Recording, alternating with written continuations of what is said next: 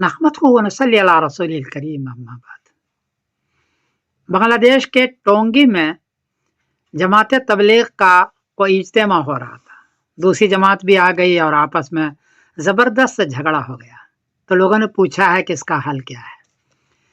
जवाबन हक अर्ज यह है कि पहली बात इसको याद रखें कि एक जमात वाला अगर कहीं इज्तिमा कर रहा है तो कोरा डाल लें, जिसका कोरा में निकले वो करे। अगर कोरा नहीं डाला है तो जो जमात वाला कर रहा है उसको करने दें। आप वहां 1 महीने तक उस जगह पर भी न करें और 1 महीने तक उस एरिया ही में आप इज्तिमा न करें, क्योंकि आप इज्तिमा करने का मतलब कि भाई मेरी साख वहां बैठ जाए या हम अपना काम कर लें। भाई साख नहीं बैठ रहा है, उससे तो दोनों जमातों का भद हो रही है, दोनों जमातों को लोग बुरा कह रहे हैं। साख कहाँ बैठ रही है आपकी?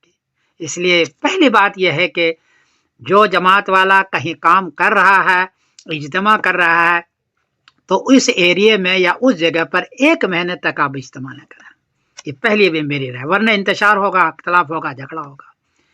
दूसरी बात यह है कि जिस मस्जिद में आपको जाने की इजाजत नहीं है आप न जाएं। वहां जाकर के इंतशार और झगड़ा होता है, इख्तिलाफ और बढ़ रहा है, आप न जाएं। जाने की इजाजत हो तो जाए।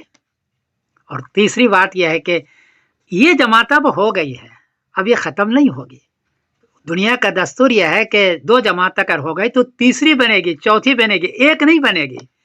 इसलिए एक दूसरे का आप एहतराम करें, ये इकराम मुस्लिम है।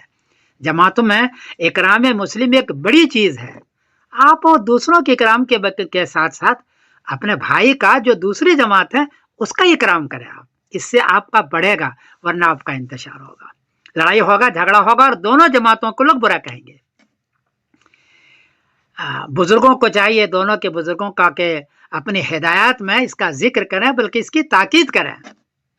और चौथी बात यह है कि कोई बात अगर कहनी हो तो पहले देखें कि आयत है या हदीस है या कौल सहाबी है, कौल ताबी है, वो पहले तलाश करें, तलाश करके अपने बयानात में करें।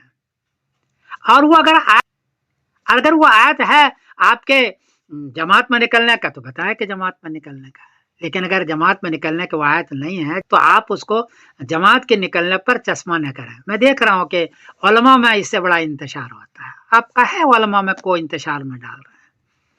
और पांचवी बात यह है कि कोई इज्तिमाई फतवा है हमारे बुजुर्गों का, उसके खिलाफ आप फतवा न दें, उसके खिलाफ अपनी राय पेश न करें, उसके खिलाफ आप कोई ऐसी बात न कहें कि लोग आपके उलमा को तशवीश हो जाए, इसका ख्याल रखें।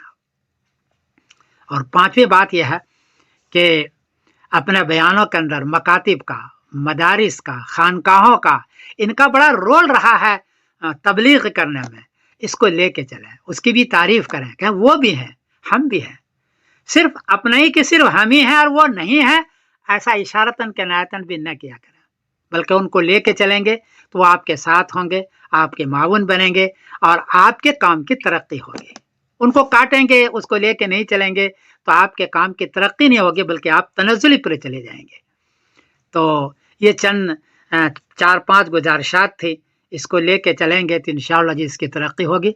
वरना मेरा ख्याल है कि ये इंतशार, हंगामे, आपस की लड़ाइयाँ हो जाएगी और इकराम मुस्लिम के खिलाफ होगा और जमातों का काम कम से कम होता चला जाएगा। मुझे इसका एहसास है कि जमात से भी बहुत बड़ा काम हुआ है, जमात से भी, मकातिब और मदारिस से भी हुआ है, जमात से भी हुआ, इसका एहसास है। लेकिन आपस के इंतशार से इस वक्त ये परेशानियों का बाइस बाज मरतब हो जाता है। मेरी गुजारिश है कि आप इस पर अमल करें और कोई गलती हुई तो मुझको माफ़ करें, इसलिए कि मैं इसमें इतना माहिर नहीं हूँ, ये तो बुजुर्ग ही ज़्यादा जानते हैं। मैं समीरुद्दीन कासिमी बोल रहा हूँ मैनचेस्टर इंग्लैंड से। अस्सलाम वालेकुम वरहमतुल्लाहि वबरकातुहू।